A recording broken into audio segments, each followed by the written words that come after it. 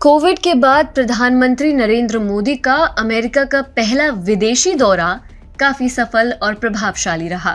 जिस प्रकार से उन्होंने समस्त संसार का ध्यान भारत की ओर आकर्षित किया, भारत के मान सम्मान को अक्षुण्ण रखा और साथ ही साथ क्वाड के प्रभुत्व को भी कायम रखा, उससे उन्होंने सिद्ध किया कि आज भी वैश्विक कूटनीति में उनका कोई सानी नहीं। इसी बीच संयुक्त राष्ट्र की आम सभा में भारत का प्रतिनिधित्व कर रही एक कूटनीतिज्ञ ने अपने वक्तव्य से पूरे देश का हृदय जीत लिया, परंतु उनसे बात करने आई एक पत्रकार ने अपने आचरण से एक बार फिर सिद्ध किया कि आखिर क्यों मेन स्ट्रीम मीडिया भारत के लिए एक अभिशाप बनता जा रहा है। तो कैसे अंजना ओम कश्यप का जबरदस्ती का इंटरव्यू लेने का प्रयास यह सिद्ध करता है कि क्यों टीआरपी की भूखी मेन स्ट्रीम मीडिया भारत के लिए अंतर्राष्ट्रीय स्तर पर नासूर सिद्ध हो रही है, जानेंगे मेरे यानी दीक्षा के साथ TFI पर। तो चलिए आरंभ करते हैं। अंजना ओम कश्यप से भला कौन परिचित नहीं है। आज तक ये चर्चित पत्रकार दो बातों के लिए बेहद चर्चित है: मोदी सरकार के प्रति अपनी निकटता के लिए और हर विषय पर अपने हस्तक्षेप के लिए। इसी परिप्रेक्ष्य में अंजना ने संयुक्त राष्ट्र में पाकिस्तान के खोखले दावों की ताबड़तोड़ धुलाई करने वाली IFS अधिकारी स्नेहा दुबे से उनके विचार जानने की कोशिश की, परंतु उनके आचरण ने एक बार फिर से भारतीयों को शर्म से अपना मस्तक झुकाने पर विवश कर दिया। इस वीडियो क्लिप में आप स्पष्ट देख सकते हैं कि जहां पर स्नेहा दुबे ठहरी हुई हैं, वहां पर अंजना ओम कश्यप बिना किसी परमिशन के बेधड़क अंदर घुसी चली आई और उन्होंने ताबड़तोड़ प्रश्नों की बौछार लगा दी। ये इंटरव्यू लाइव हो रहा था, परंतु स्नेहा दुबे ने बड़ी ही विनम्रता से कहा कि उन्होंने पहले ही जवाब दे दिया है और बातों ही बातों में उन्होंने अंजना को जाने के लिए कहा। परंतु जिस प्रकार से अंजना ओम कश्यप ने न आचरण का ध्यान रखा न प्रोटोकॉल का, उस परिप्रेक्ष्य में हम प्रशंसा करते हैं कि स्नेहा दुबे ने अपना धैर्य यथावत रखा। परंतु ये अंजना ओम कश्यप ने पहली बार नहीं किया है।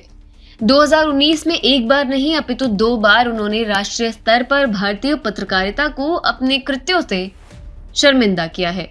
प्रथम अवसर जून में आया था जब बिहार के मुजफ्फरपुर में चमकी बुखार अपने चरम पर था, जिससे कई बच्चों की असामयिक मृत्यु हो रही थी।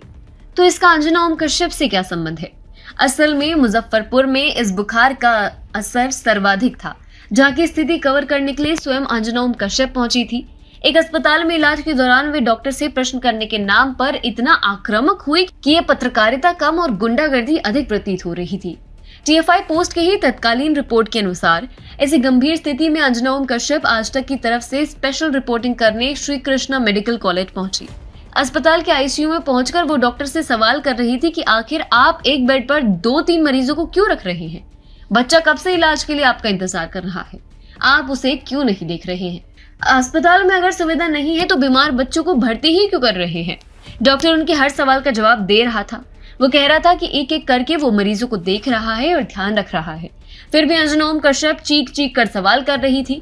क्या उन्हें इस बात का ध्यान नहीं था कि ICU में तेज चिल्लाने से मरीजों को परेशानी होगी? इस दौरान वो भूल गई कि इस तरह की पत्रकारिता करते हुए उन्होंने डॉक्टर का न सिर्फ समय बर्बाद किया है, बल्कि बीमार बच्चों के इलाज में और ज्यादा विलंब का कारण भी वो बनी है। परंतु ये तो कुछ भी नहीं था। जब भाजपा विधायक की बेटी साक्षी मिश्र का अपने विवाह को लेकर अपने पिता से विवाद जरूरत से ज्यादा बढ़ गया, तो उसमें मीडिया भी इन्वॉल्व हुई। लेकिन साक्षी मिश्रा के मामले को लेकर अंजना ओम कश्यप ने जो विचार बिना सोचे समझे व्यक्त किए, उसके लिए किसी भी प्रकार की निंदा कम ही पड़ेगी। अपने पिता से आपसी मनमुटाव को अंजना ने ऑनर किलिंग से लेकर ब्राह्मण बनाम दलित तक का मुद्दा बना दिया, जिसके कारण राजेश मिश्रा को काफी अपमान का सामना करना पड़ा। लेकिन स्नेहा दुबे वाले मामले में जिस प्रकार से अंजना की घटिया कवरेज को बिना लाग लपेट के स्नेहा ने अपने आचरण से दर्पण दिखाया है, उससे स्पष्ट होता है कि मेन स्ट्रीम मीडिया किस प्रकार से अपने आचरण से भारतीय पत्रकारिता को दुनिया भर में हंसी का पात्र बना देता है। फिर बात चाहे 26/11 की करे या कंधार हाईजैक की, दोनों ही बार भारतीय मीडिया की अति उत्सुकता ने भारत को कहीं न कहीं क्षति ही पहुंचाई है।